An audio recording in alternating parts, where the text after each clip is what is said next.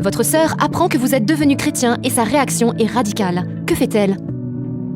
Un an après ma conversion, ma sœur a été acceptée à l'université, dans la ville où j'étais avec mon frère. Alors on a été la chercher à l'aéroport et elle est venue dans notre appart, à mon frère et moi. Et ce soir-là, quand je me suis retrouvée seule avec elle, elle m'a dit, juste comme ça, « Tu serais pas comme Mahmoud ?» Mahmoud, c'était mon frère. Je lui ai dit, « Comment ça, comme Mahmoud ?» Elle m'a dit, « Tu sais très bien ce que je veux dire. » Et en effet, j'avais bien compris de quoi elle voulait parler.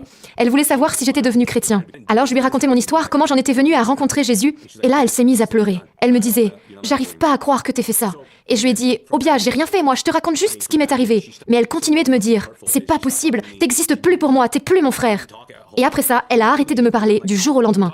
C'était très douloureux pour moi, d'autant plus qu'elle continuait de parler avec notre grand frère, alors que c'est avec lui que tout avait commencé. Mais moi, elle ne me parlait plus. Et puis, quelques semaines après tout ça, on était au restaurant à plusieurs, on venait de commander à manger, elle était assise en face de moi, mais elle ne me parlait toujours pas. Et là, j'ai entendu cette motion du Saint-Esprit dans mon cœur. « Emmène-la marcher dehors et elle viendra à moi. » Ça m'a fait un peu peur, mais je me suis dit, « Allez, on y va. » Je l'ai donc regardée et je lui ai dit, « Hé, tu veux aller marcher ?» Et nos amis à table me demandaient, « Mais qu'est-ce que tu fais? On vient de commander à manger, les plats vont arriver. » Et j'ai dit, « Juste quelques minutes, vous inquiétez pas. » Et je lui ai redemandé, « Tu veux qu'on aille marcher ?» Et là, elle m'a dit oui. Alors on est sortis du restaurant et on a commencé à marcher. Mais là, elle s'est mise à pleurer. Je lui ai demandé, « Mais qu'est-ce qui t'arrive ?» Elle n'arrêtait pas de pleurer en fait.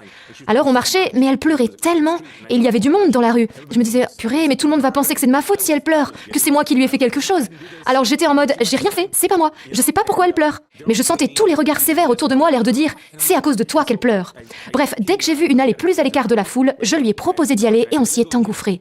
Là, je lui ai redemandé, « Mais qu'est-ce qui se passe, Obia? Pourquoi tu pleures ?» Ça faisait des semaines qu'on n'avait plus échangé un mot, et elle était en train d'essayer de me répondre, mais je ne comprenais pas ce qu'elle me disait. Là, j'ai senti Dieu me dire, « Prie avec elle, elle va venir à moi. » Alors, j'ai juste pris ses mains et je lui ai dit, « Obia, je ne sais pas ce que tu traverses, mais est-ce que tu me permets de prier pour toi ?» Elle me disait, « Je sais pas. » Et j'ai insisté, « Je peux prier pour toi ?» Et elle a fini par dire, « D'accord. » Alors je lui ai dit, « Obia, si tu veux bien, répète après moi. » Et j'ai commencé à dire, « Jésus, je te donne mon cœur, etc., etc. » Et elle a répété la prière en entier. Et juste après, j'ai dit « Amen » et elle a dit « Amen ». Et là, tout à coup, elle est tombée à genoux par terre.